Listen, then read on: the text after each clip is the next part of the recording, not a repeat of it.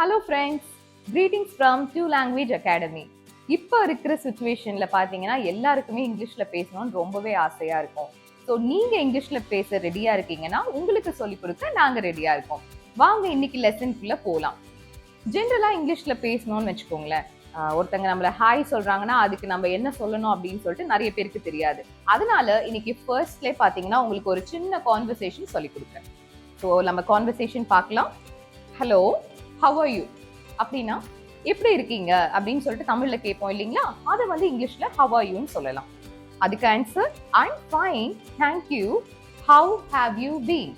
So அதுக்கு answer சொல்றேன், நான் நல்லா இருக்கேன், நன்றி, நீங்க எப்படி இருக்கீங்க. ஸோ நிறைய பேர் பண்ற விஷயம் என்னன்னா ஐம் ஃபைன் அதோட நிறுத்திடுவோம். அதுக்கு பிறகு வந்து நம்ம தேங்க்யூ அப்படின்னு சொல்லிட்டு சொல்றது இல்லை. பட் இந்த தேங்க்யூன்றது பார்த்தீங்கன்னா உண்மையிலே ரொம்ப நல்லா இருக்கும். நீங்க அப்படி யூஸ் பண்ணி பாருங்களேன், எல்லாருமே உங்களோட இங்கிலீஷை வந்து ரொம்பவே பாராட்டுவாங்க. அடுத்தது திரும்ப நம்ம ஹவ் ஆர் யூ கேட்கணும்னு அவசியம் இல்லைங்க.